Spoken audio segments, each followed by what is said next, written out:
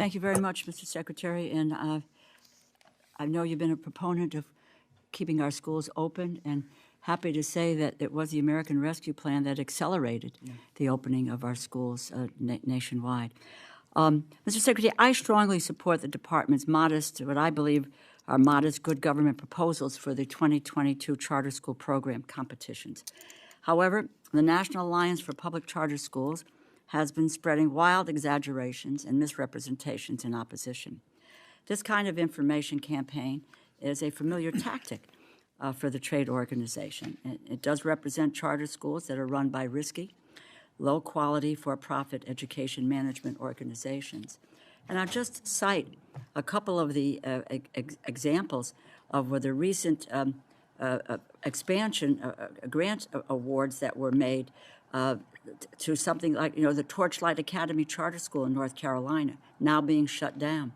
Capital Collegiate Preparatory Academy in Ohio has been passed from one for-profit operator to another. A New York school, they have oversized fees for its services. So as I point out, the modest, what I believe are modest good government proposals for your charter school reform, what I would like to do is to ask you, what are the new proposed requirements in the charter school program, and why are they necessary?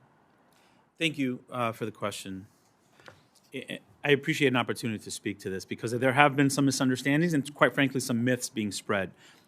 I support all high-quality schools, including public charter schools.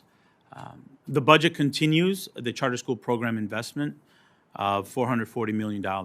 I think the proposals are reasonable, and what they ask for is greater accountability, transparency, and fiscal responsibility. Again, they're proposals at this point, and it's absolutely accurate that we do not authorize charter schools. If anything, when using federal dollars, we do want there to be reasonable expectations around accountability, transparency, and fiscal responsibility.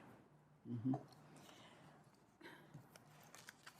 Let me just, I also, to move in a similar direction, concerned by the proliferation of contracts between universities and online program management companies, OPMs.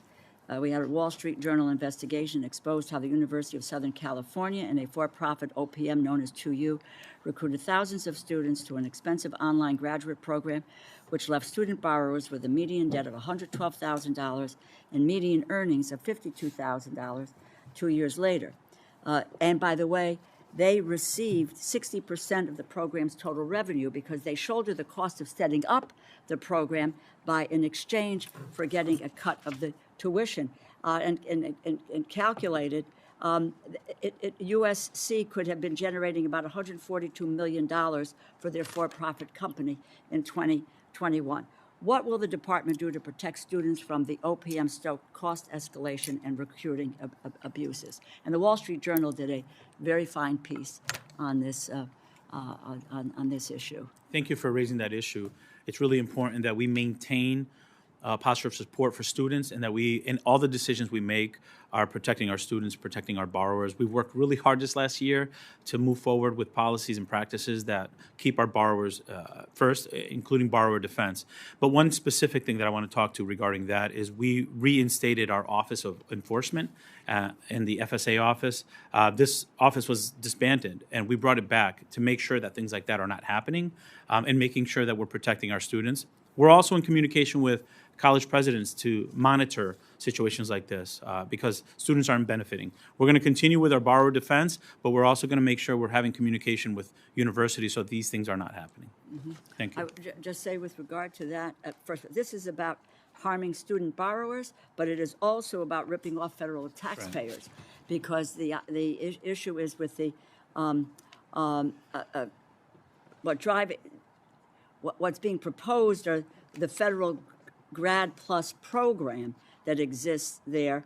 It lets students borrow as much as colleges charge. It's provided a valuable revenue stream for universities, and that leaves students in debt and a greater proportion of revenue for the university. So again, I would just like to say to you and ask the department to take that lead in protecting students from these agreements and protecting the integrity of the student loan program for federal taxpayers. It is about students and the federal dollars that we are expending, and happy to do if they're going to good causes in that effort. So I thank you, and with that, I'm going to yield to my colleague, the ranking member, and also ask my colleague, I have to dash to the Ag Subcommittee for a few minutes, and I will be back, so I'm going to ask Congresswoman Roy DeLauro to continue to chair the meeting. Thank you.